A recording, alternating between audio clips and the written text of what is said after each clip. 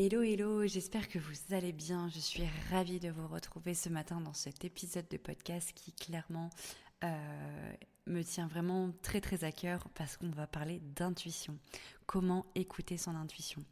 Donc si vous me suivez depuis un moment sur les réseaux sociaux ou si vous êtes déjà client avec moi, vous savez à quel point l'intuition fait partie de mon quotidien. D'où d'ailleurs mon intitulé graphiste intuitive. C'est vraiment quelque chose qui me suit autant sur la vie pro que perso. Donc c'est un sujet vraiment de cœur. Donc je suis contente de vous parler de ça aujourd'hui dans cet épisode.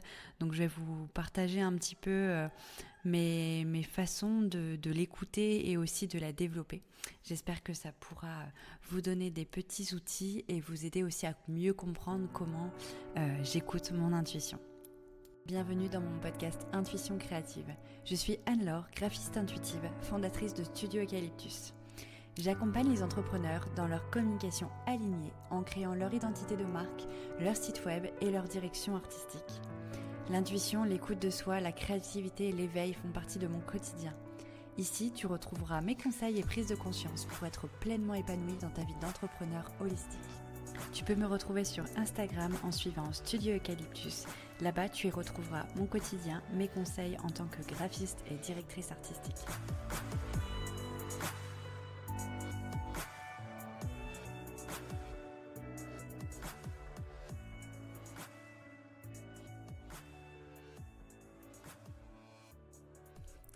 Allez, c'est parti. On va commencer du coup par la première chose qui me semble indispensable pour écouter son intuition, c'est d'être à l'écoute. Voilà. Facile à dire, non? Donc, en fait, tout simplement, et j'ai envie de dire non, c'est pas simple parce que c'est quelque chose à vraiment répéter et à mettre en place au quotidien. Il faut y penser et ça vient pas du jour au lendemain. Mais l'idée, c'est de laisser de la place à notre intuition en faisant taire notre mental et en se reconnectant plutôt aux sensations et aux premiers messages qu'on perçoit, quelle que soit la situation. C'est-à-dire que on a toujours, dû à notre société, notre mental ou notre ego qui va prendre le dessus sur notre intuition. Donc ça, qu'on soit hyper intuitif ou débutant, on va dire, dans l'écoute de notre intuition, c'est quelque chose qui reviendra toujours pour nous sauver, pour nous éviter d'aller dans des peurs, que ce soit des peurs par exemple financières ou des peurs de faire de la peine à quelqu'un ou de pas tenir dans un code particulier dans lequel on nous a mis depuis l'enfance.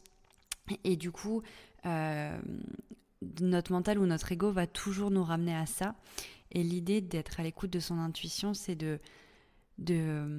d'entendre en fait et de laisser de l'espace pour cette petite première pensée quand ces situations arrivent, quand ces premières pensées arrivent, de pouvoir les capter, de les entendre sans percevoir le brouhaha du mental.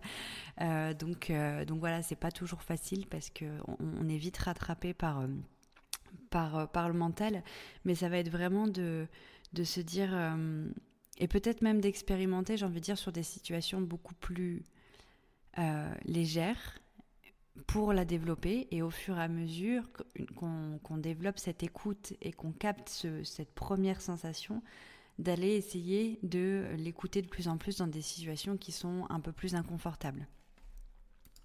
Donc typiquement comme exemple tout simple, quand on rencontre quelqu'un, quand on commence à discuter avec quelqu'un, on peut avoir cette première sensation d'inconfort où on se dit il y a un petit truc qui me plaît pas trop, et puis après on a notre mental ou notre ego qui nous dit non mais tu peux pas te baser que là-dessus, et d'ailleurs parfois c'est très bien de pas se baser que là-dessus, mais en majeure partie, souvent avec du recul, après on se dit j'aurais mieux fait d'écouter mon intuition. On a tous connu au moins une fois cette situation. Et du coup, si aujourd'hui c'est quelque chose qui t'arrive, c'est de se dire ok, là tout de suite je viens de rencontrer cette personne, j'entends ça, je sens qu'il y a un truc qui me dérange, c'est de le noter. Si tout de suite tu te sens pas capable de stopper cette conversation et de passer à autre chose, ce qui est clairement mon cas et je pense pour beaucoup le cas, parce que c'est compliqué de tout de suite dire ce qu'on pense et dire non, en fait c'est pas ok, ton énergie me plaît pas, je m'en vais. C'est clairement peut-être même pas bienveillant de faire ça. Donc c'est de se dire ok, j'ai senti ça, je le garde dans un coin de ma tête, et peut-être que dès que tu as la possibilité de t'isoler, d'être seul, de le noter pour t'en rappeler et voir si vraiment c'est validé. Donc au moins tu auras été à l'écoute de cette intuition, et pour plus tard, bon ça on en parlera dans un autre point, c'est de valider un peu ce que tu as ressenti pour après te donner confiance à cette intuition. Donc voilà, c'est vraiment en fait essayer de capter les premières sensations quand tu rencontres quelqu'un, quand tu es face à une situation, ou quand tu ressens quelque chose de particulier qui te traverse le corps, des frissons, un mal-être, etc. C'est de capter ça, de mettre d'avoir de l'espace dans tes pensées pour essayer de capter ce que tu ressens quand une situation se présente. Donc bien évidemment, pour être à l'écoute de toutes ces sensations, que ce soit corporelles ou vraiment des ressentis plutôt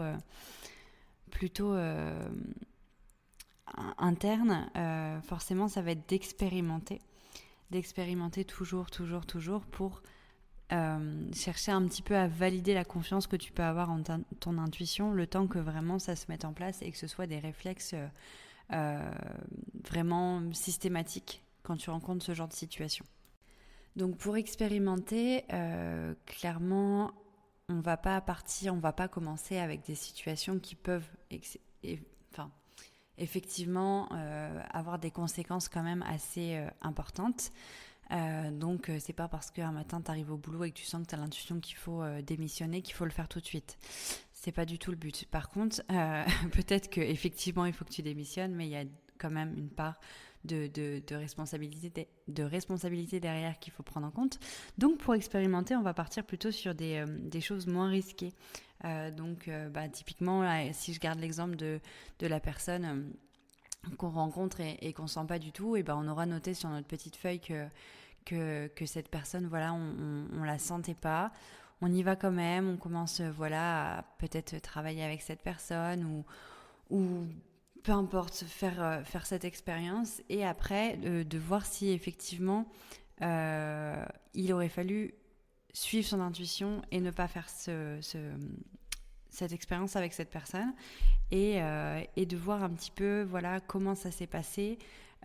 Effectivement, est-ce que l'intuition était bonne, ou est-ce que ça finalement c'était pas si dramatique que ça, les sensations que tu ressentais. Et à l'inverse aussi, ça peut être de tester une situation, de se dire là j'ai cette intuition là, mais j'y vais quand même parce que j'ai envie, et puis au pire on verra. Et de prendre le recul aussi sur ce genre de situation, et d'avoir un peu en contre-exemple ce genre d'expérience et de recul pour valider ou non en fait ce qu'on ressentait. Bon, pour que ça soit plus concret, clairement, là, je vais pouvoir te donner des exemples de situations qui me sont arrivées. Ça sera peut-être d'ailleurs beaucoup plus concret. Si tu veux, moi, si tu me connais pas encore, je suis graphiste intuitive. Je crée des identités visuelles pour les entrepreneurs du bien-être. Et en fait, moi, je sors d'études où il fallait un peu tout justifier, expliquer tout ce qu'on dessinait, tout ce qu'on présentait aux clients. Mais donc j'ai un petit peu en fait ces codes-là qui sont ancrés en moi, mais j'ai aussi cette intuition qui se développe de plus en plus, et qui est vraiment très au centre, on va dire, de mes accompagnements et de ma créativité, de ma création. Et en fait, il s'avère que il y a quelques années, 2 ans à peu près, j'ai eu des intuitions quand je dessinais, ou quand j'étais en pleine conversation avec mon client, où j'avais un petit peu des flashs d'illustration, des des dessins qui se présentaient à moi, je le faisais et en fait au début je faisais pas confiance.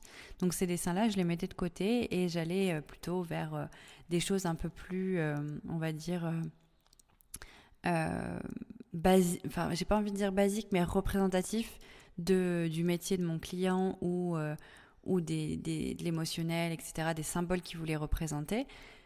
Mais je m'autorisais pas en fait à présenter vraiment ce que moi j'avais reçu de mon intuition. Et puis un jour, je me suis dit, comme je propose 3 concepts créatifs, au pire, si un des 3 ça colle pas du tout, mon client va pas m'en vouloir. Il y aura forcément un des 3 axes qui lui plaira plus, et puis on verra bien. Et en fait, il s'avère que donc je l'ai fait. Et la première fois, ça a fait tilt tout de suite. C'est-à-dire que j'ai envoyé mes 3 concepts en flippant et sans dire à mon client du tout qu'il y en avait un qui avait été hyper intuitif et que clairement je savais pas trop comment il allait le prendre, etc. Et en fait, il s'avère que ma cliente, ça a fait mouche en fait direct. Elle m'a contactée en me disant que c'était hyper intense, que c'était ce concept-là qui lui avait vraiment marqué, enfin capté, enfin que tout de suite il y avait eu un truc fort qui s'était créé et que même si c'était pas ce qu'elle avait imaginé, que c'était clairement ça qu'il lui fallait. Et du coup, voilà, ça a été une première expérimentation et validation un petit peu de mon intuition.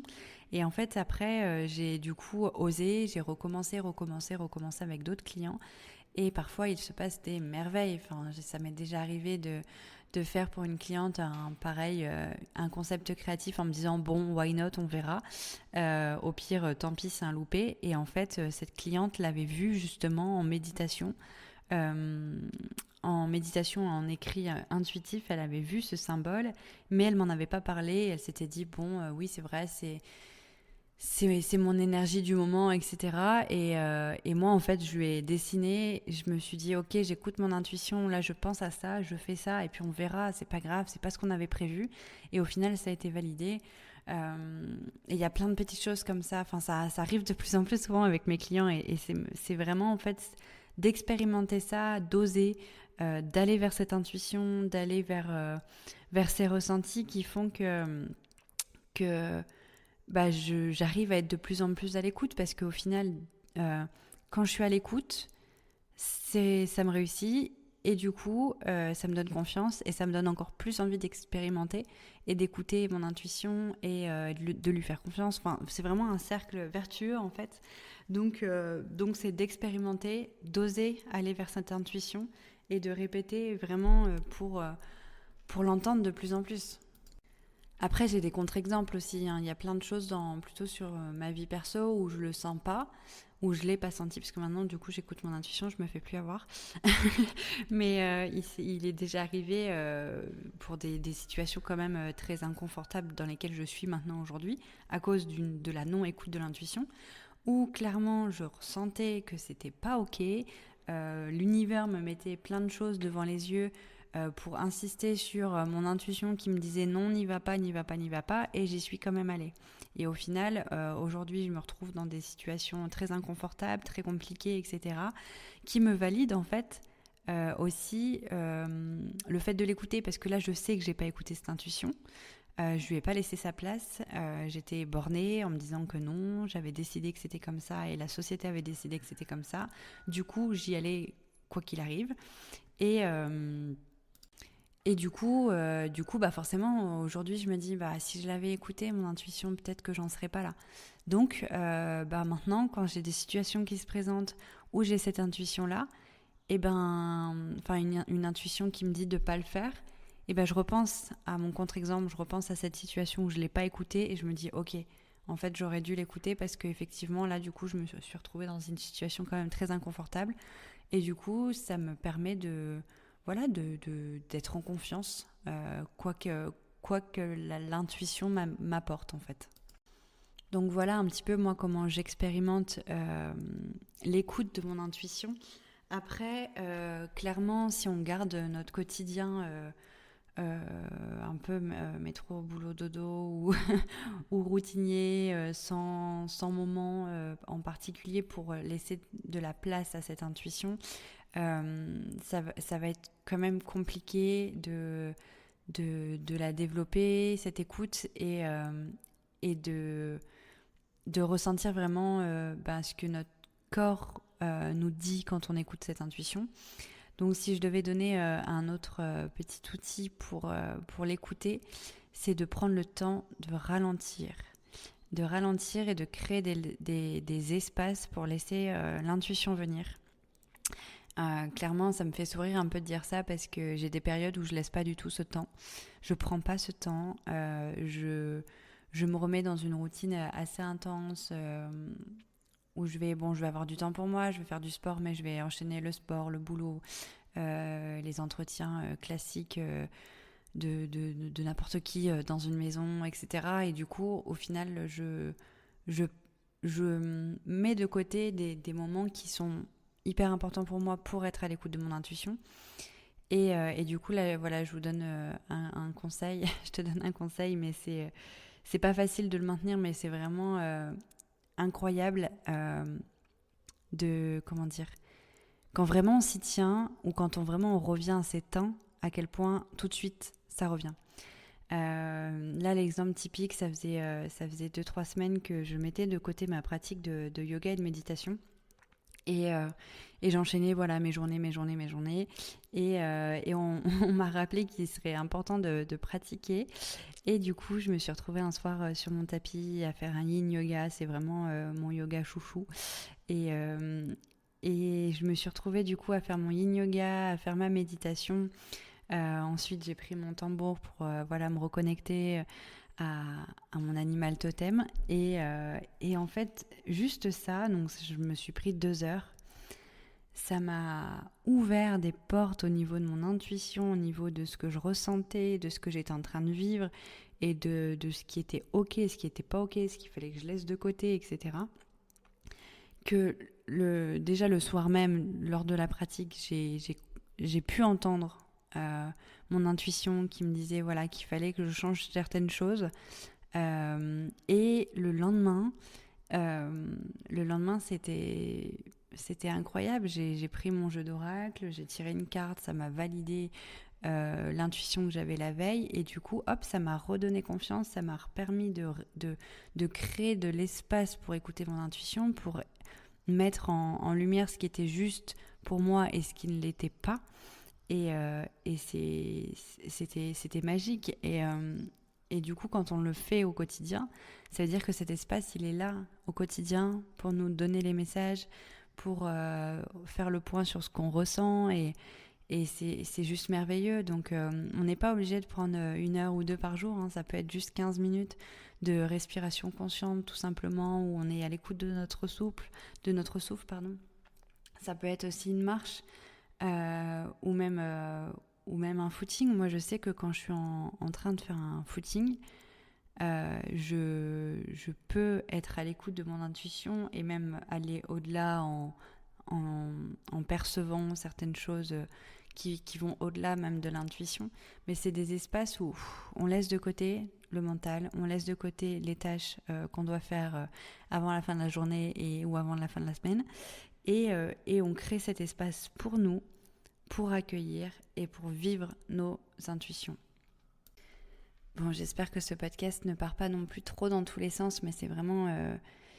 j'ai tellement à dire et j'aurais tellement d'exemples à donner par rapport à ça que du coup, je m'éparpille peut-être un petit peu.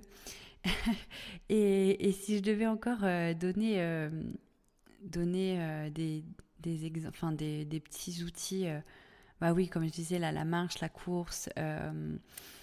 faire à manger aussi, danser. En fait, en fait, j'ai envie de dire que c'est finalement, si je devais répondre à la question comment développer sa créativité ou comment être à l'écoute de son intuition, on s'y rapproche quand même parce que en fait, toutes les activités d'écriture, de danse, de faire à manger, etc., ça développe la créativité, mais ça laisse aussi de l'espace à son intuition et au ressenti.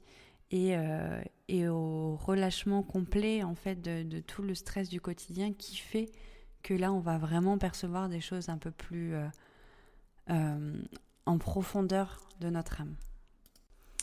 Et si je devais partager une dernière petite chose par rapport à l'intuition, je me rappelle lors d'une retraite que j'ai fait avec Claire Humnity, qui était justement pour réussir à développer son intuition par les écrits intuitifs, les écrits guidés.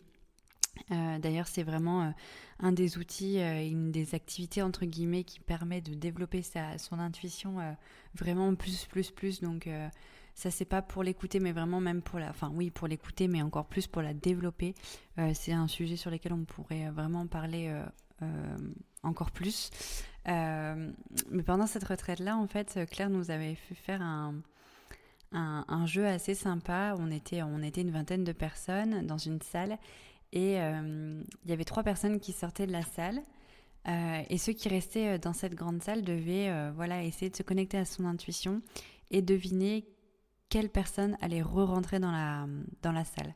C'est-à-dire que les 3 personnes qui sortaient, il y en avait une qui se désignait pour rentrer dans la salle et nous qui étions dans la salle, on devait essayer de se connecter à notre intuition et de deviner à l'avance qui allait rentrer dans la salle. Bon, on a clairement bien rigolé parce que c'était vraiment très rigolo, pédagogique et tout. Et du coup, bon, je me rappelle avoir eu beaucoup de loupés, mais dès que vraiment je me recentrais et je pensais vraiment à intuition, allez, on s'en fout, on rigole pas, on reste sur son intuition et on verra bien, et ben ça fonctionnait. Donc c'était un petit jeu tout simple, mais qui a permis effectivement de jouer avec son intuition, de capter sans prendre de risques, on va dire, si on était bien à l'écoute de notre intuition et si on pouvait valider ce qu'on percevait. Mais dans le quotidien, ça peut être aussi, et je suis sûre que ça t'est arrivé, c'est de penser très fort à une personne et que cette personne, alors que ça fait des mois que vous n'êtes pas parlé, elle envoie un texto ou elle t'appelle 2 heures après ou le lendemain matin. Et ça, voilà, c'est des petites choses toutes simples qu'on peut expérimenter toute la journée sans prendre de risques. Et qui permettent vraiment justement d'être à l'écoute de cette intuition et puis de la développer d'un certain sens. Parce qu'au final, voilà, ce sujet de podcast, c'était comment écouter son intuition, mais d'un certain sens, ça aurait pu être aussi comment développer son intuition, parce que au final, plus on l'écoute, plus on la développe, plus on lui fait confiance, plus ça fait vraiment partie de notre quotidien. Donc c'est vraiment tout est lié et j'espère que voilà ces petits retours d'expérience, ces petits conseils t'auront permis de peut-être de mettre en place des choses dans ton quotidien pour être un peu plus à l'écoute de cette intuition qui clairement peut faire des merveilles dans ton quotidien. Et n'hésite pas si tu as des questions par rapport à ça et par rapport au fait que j'exploite cette intuition dans mes accompagnements en tant que graphiste. N'hésite pas à me les partager, à me faire un petit retour par mail, en commentaire ou sur les réseaux sociaux. Mon compte, c'est Studio Eucalyptus. Je serais ravie de pouvoir discuter d'intuition avec toi.